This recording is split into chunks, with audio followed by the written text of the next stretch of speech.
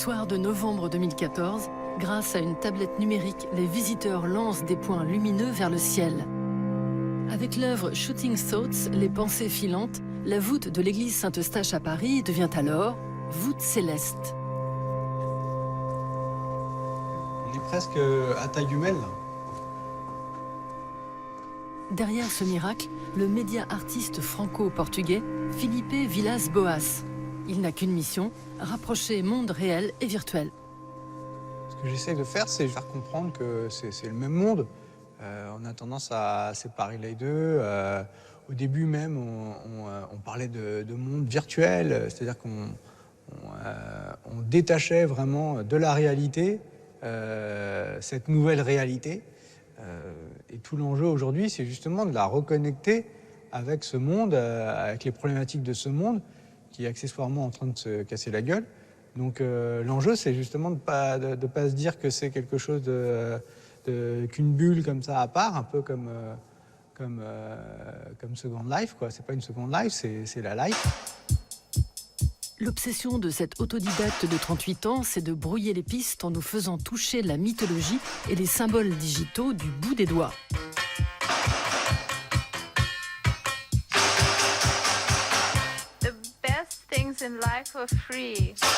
En 2017, avec son installation Casino Las Datas, il s'attaque au business des données.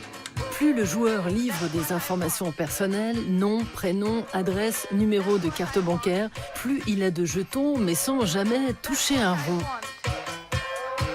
Invité du centre de création numérique d'Issy-les-Moulineaux, le Cube, au printemps dernier, Filipe Vilas Boas a installé The Punishment.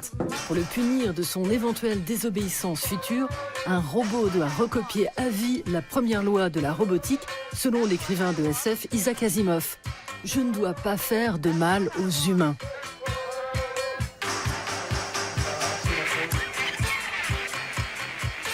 À écrire de la dystopie, on ne projette que ce futur-là possible.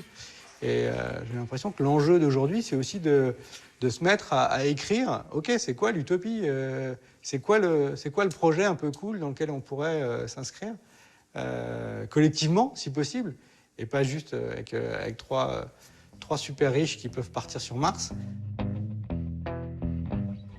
Originaires du Portugal, les parents de Filipe Vilas Boas font leurs valises pour la France dans les années 70. Sa mère fait des ménages et son père de la maçonnerie. Pour effectuer la compta de sa petite entreprise, il achète un des premiers PC.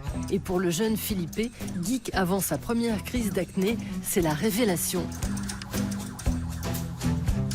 Tout se fait de façon alternative, partiellement illégale, plus ou moins légale.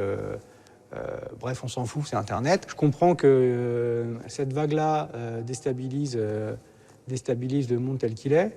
Je me dis moi-même que c'est un outil qui va me servir finalement à contourner le système, en fait, parce que le système, il est quand même hyper verrouillé, hyper contrôlé. Et moi, j'arrive avec le background fils d'immigré. Moi, je n'ai pas entre guillemets, pas de réseau, si ce n'est ma famille. Et finalement, je comprends que c'est un super outil pour se mettre à faire des choses ensemble.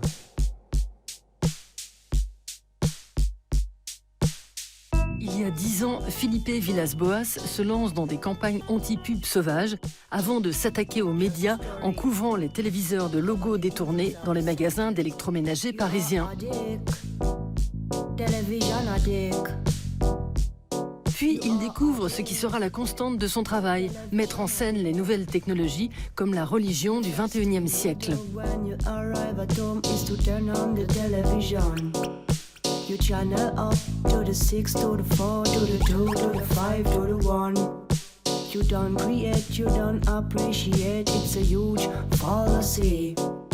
On voit bien dans les grandes messes technologiques, dans les grandes annonces, dans les grandes keynotes Apple ou autres, à quel point finalement on a repris absolument tous les codes de la religion.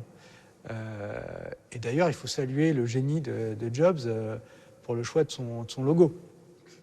Donc, oui, moi, ça m'intéresse de regarder du coup la technologie comme une secte à part, quoi.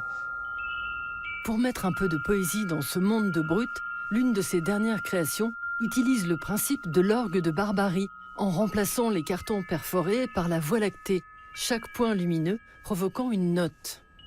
Son nom, Star Tracks. Un hommage direct à notre émission, dont Felipe Villas-Boas est un grand fan. Ah non, pas du tout, non.